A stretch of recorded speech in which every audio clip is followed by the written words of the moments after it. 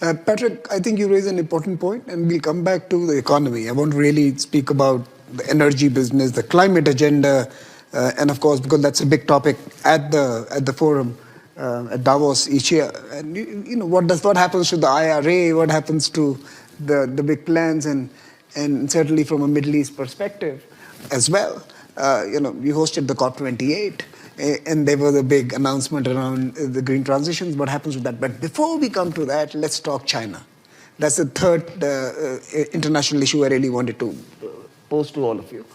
The US-China relationship.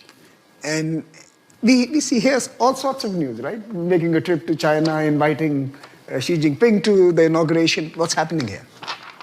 Well, I think this is the one area where I think if you look at the Biden administration, the record's actually quite good from an American interest point of view. They've rebuilt a system of alliances in Asia and renewed it. They've imposed a number of controls on China's economy, which seem to be doing serious damage to it, and have got in a position, I think, where America appears to be the ascendant power and China is stagnating. And if you go back to where we were 5 or 10 years ago, that's a pretty massive change. So Trump, in one sense, represents continuity, and in some sense, he's actually the intellectual author of the Biden policy. But I think we have very, very solid grounds to doubt his ability to apply over a sustained period of time that kind of strategy. One, because he likes deals on tariffs that may lead him to make concessions on other things. So the transactional element of Trump has risks. And two, because of his unease with alliances, which in the Pacific are the absolutely crucial element of American deterrence. Sam? And then I'm going to come to you on the same question. I believe, John Bolton wrote that when the president was president and discussed whether he would protect Taiwan, he said no. I mean, I think his record there is clear, and I assume the Chinese have read that. And so I think what's going to happen there is like we've said, quite unpredictable and quite risky. Sam, as Patrick mentioned, there's been now a continuity over a decade, perhaps, if not longer. I think it continues from Obama's second term right till Biden White House now, that there has been increasing American pressure on trying to prevent China from ascending both the technological ladder, but also the geopolitical power ladder, right?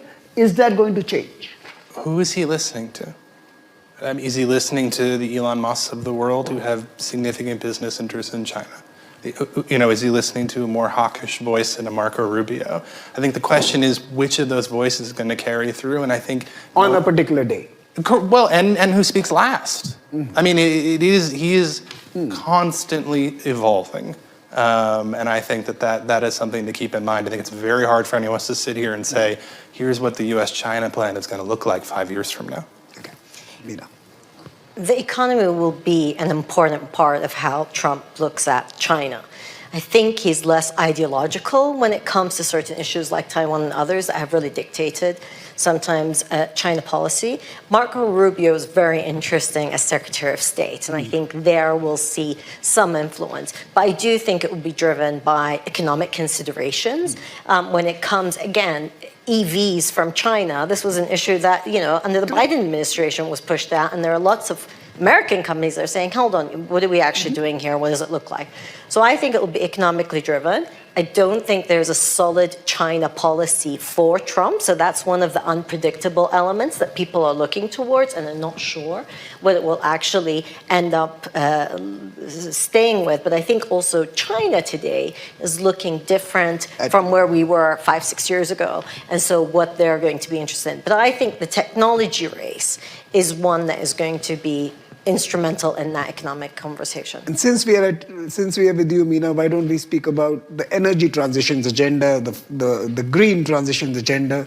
How is that going to, in your assessment, pan out under Trump?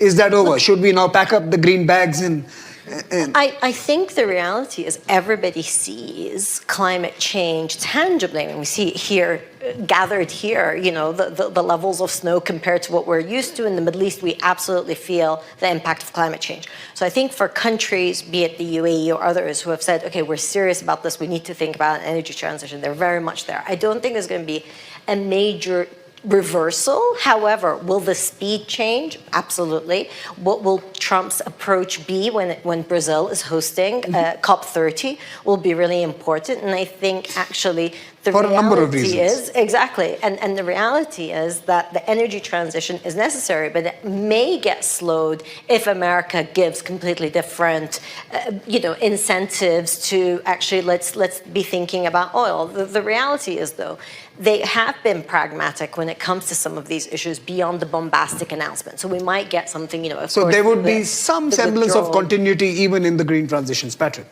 Yeah, I think one of the best guides to Trumponomics is to look at the markets over the last few months, and it gives quite a sophisticated signal about what might happen. So huge surge in small business confidence in America, reflecting the anti-red tape sentiment. Inflation expectations and growth expectations have risen. That's the American animal spirits back in action. On the negative side, more cronyism, favored businesses, including Elon Musk, but some of the crypto players and others, share prices surging, suggesting a kind of oligarchic capitalism. Shares of vaccine makers underperforming, showing the kind of strand of anti-science that's there in the Trump agenda. And of course, inflation is a double-edged sword because the market has some alarm about that. And lastly, on the energy side, the oil price has gone up a bit, partly because of concerns over Iran, but renewable energy stock prices have collapsed because people assume that the favorable environment has changed. I mean, I think just on the economy, there are a couple of interesting risks to consider. One is inflation. If expectations rise much more, that's going to start causing a problem for Trump. Two is the fiscal situation in the US, 6% budget deficit. Apparently no one cares, but that's going to come back to bite America at some point. And then lastly, I think for Trump, this strange marriage which you were talking about of the oligarchs and the working American, is it really capable of delivering an economic policy that benefits ordinary Americans who are feeling pretty frustrated about inflation and so on? And those are big question marks that will be answered. I would just add there are a lot of cyber trucks parked outside Mar-a-Lago right now. And my point is if for Trump, that energy transition can be reframed as a nationalist cause, as something that benefits the American economy, I don't think he's going to oppose it. And what is your take on the nexus of these big houses, big business houses, and the blue collar now increasingly voting Trump? How does this relationship pan out? It's not new for the Republican that was Party. the Democratic Party in some ways, some years ago. Or, what's the matter with Kansas? I mean, this is a story we've been talking about in different moments of the Republican Party for many years as well. We've seen the debate play out over visas already, right? And Trump stood strongly with the voices that were pro bringing in a certain type of immigration. And so I do think there are going to be these moments of tension. And I think we'll see how this plays out. You see someone like J.D. Vance as someone who's trying to synthesize these two different sets of interests in the Republican Party. And I think important to note what's different about Trump 2.0 versus Trump 1.0. Very soon he's a lame duck. And people like J.D. Vance are people who are going to emerge and try to figure out how are they going to carry forward his vision. Trump didn't have to worry about that at all the first time. I mean, there's a whole discussion there, and J.D. Vance and his role and future in this administration. And there's also the midterms, right? And the midterms So that are what coming up in happens 2 with years' the House time. of Representatives.